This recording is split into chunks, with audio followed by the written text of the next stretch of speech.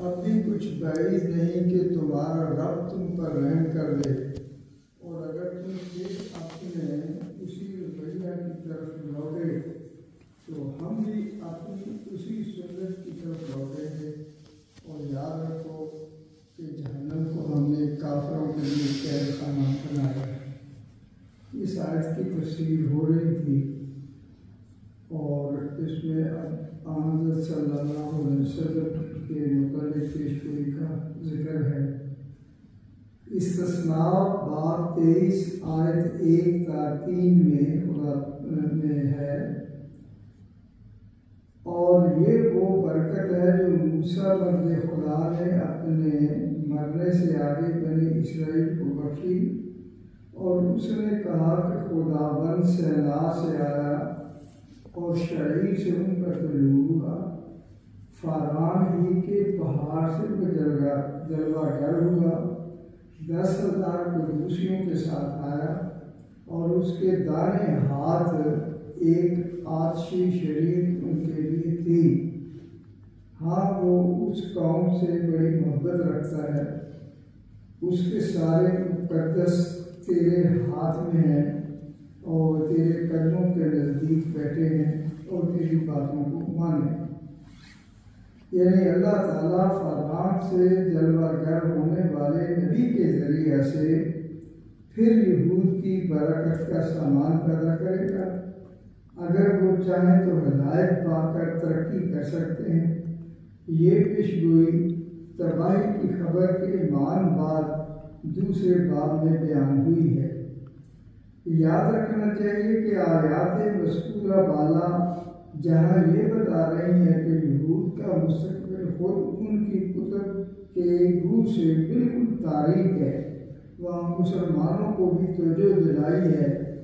کہ مسلمانوں پر بھی اسی طرح دوبارہ ان کی بدعمالیوں کی وجہ سے عذاب آئے گا۔ چنانچہ پہلا عذاب خلافت عباسیہ کے خاتمہ پر آیا۔ اس کا موجب بھی وہی تھا جو بائبل نے یہود کی تباہی کا مجھے بتایا، یعنی فرعون کی فتح کے بعد مسلمانوں نے کثرت سے باہر کی خوبصورت لڑکیوں سے شادیاں کی۔ یہ علاقہ بہت مشرک تھا۔ ان عورتوں کے اثر سے مسلمانوں میں بھی مشرکانہ عقائد پیدا ہونے لگے اور اسلامی غیرت کمزور ہو گئی۔ آخر ایک وحشی قوم نے بغداد پر حملہ کر دیا، جو اپنی وحشت اور اجنبیت کے لحاظ سے اسلامی ممالک اور ان کی تہذیب سے ویسی ہی بیگانہ تھی جیسے کہ بابل کی قوم جس نے فلسطین پر حملہ کیا تھا۔ 18 لاکھ مسلمان صرف بغداد اور اس کے گرد و نواح میں قتل کیا گیا۔ شاہی خاندان کے تمام لوگوں کو ان کی فہرستیں بنوا کر اور تلاش کر کے قتل کیا گیا۔ کہتے ہیں کہ صرف ایک شخص بھاگ کر بچ نکلا، اور اسی کی نسل سے بھاولپور کے والیانے ریاست ہیں۔ ان کے علاوہ کوئی بھی خاندان ایسا نہیں جو اپنے آپ کو عباس کی طرف منسوب کرے۔ اس نوٹ لکھنے کے بعد یہ حضرت خلیفۃ المسیح ثانی رضی اللہ تعالیٰ عنہ کی تفسیر ہے، وہی لکھتے ہیں، اس نوٹ لکھنے کے بعد مجھے معلوم ہوا ہے کہ یوپی میں عباسی خاندان کی بادشاہ موجود ہیں، ان میں سے ایک نے مجھے اپنا شجرہ نسب بھی بتایا۔ اللہ صلی اللہ علیہ وسلم۔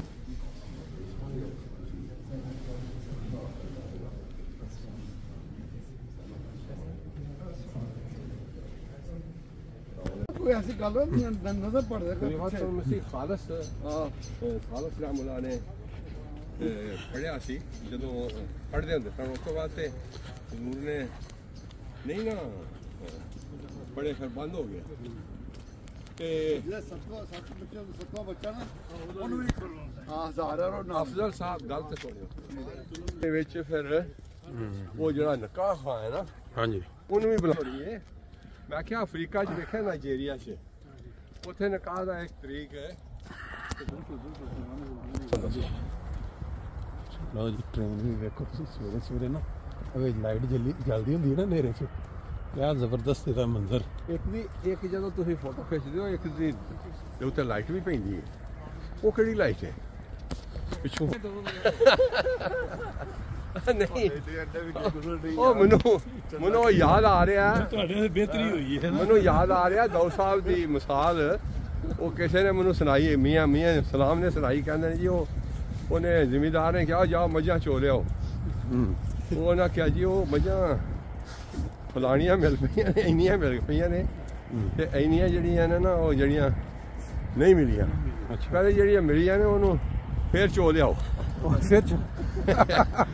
ਅੱਜ ਨਾਸ਼ਤੇ ਦੀ ਗੱਲ ਇਸ ਵਾਸਤੇ ਯਾਦ ਆ ਗਈ ਕਿ ਜਿਹੜਾ ਬੰਦਾ ਕਰਾ ਦੇ ਉਹਨੂੰ ਫਿਰ ਆਸਟ੍ਰੇਲੀਆ ਗਾਸਰ ਜੇ ਆਸਟ੍ਰੇਲੀਆ ਹੁੰਦਾ ਨਾ ਉਹਨੇ ਨਹੀਂ ਸੀ ਜੋਣ ਦੇਣਾ ਉਹਦੇ ਬਾਅਦ ਵੀ ਇਸ ਤਰ੍ਹਾਂ ਹੋਇਆ ਨਾ ਉਹ ਆਈ ਉਹ ਪਹਿਲੇ ਚੂਕੇ ਉਹਨੂੰ ਦੇਖਤਾ ਸੀ ਉਹਨੇ ਦਿੱਤਾ ਸੀ ਕੰਪਿਊਟਰ ਉਹਦਾ ਜਿਹੜਾ ਉਹਨਾਂ ਨਾਲ ਜ਼ਿਆਦਾ ਪੇਸ਼ ਕੀਤਾ ਨਾ ਉਹ ਸਾਡੀ ਹਮੇਸ਼ਾ ਤੀਸਰੀ ਹੁੰਦੀ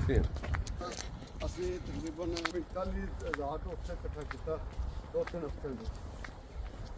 ਉਹ ਤੇ ਹੈ ਹੀ ਥੋੜਾ ਸੀ ਹੈ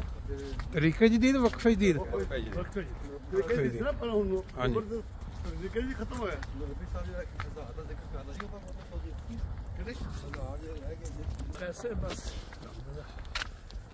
ਸ਼ਾਇਦ ਮਤਲਬ ਇੰਗਲੈਂਡ ਦਾ ਵੀ ਹੋਵੇ ਤੇ ਅਫਜ਼ਲ ਸਾਹਿਬ ਜੀ ਪ੍ਰੋਗਰਾਮ ਬਣਾਓ ਇੱਕ ਜੀ ਖਾਨ ਸਾਹਿਬ ਨੂੰ ਲੈ ਕੇ ਚੱਲੀਏ ਉਹਨੇ ਕਿਹਾ ਹੈ ਸ਼ਾਸਕ ਕਰਦੇ ਨੇ ਸ਼ਾਸਕ ਬਹੁਤ ਹੋ ਗਏ ਨਾ ਮੈਂ ਕਿਹਾ ਸ਼ਾਸਕ ਕੰਮ ਕਰਦੇ ਨੇ ਉਹਦੇ ਬਾਅਦ ਫਿਰ ਕੀ ਹੋ ਰਿਹਾ ਕਰਦੇ ਹੁਣ ਨਹੀਂ ਕਰਦੇ ਨੇ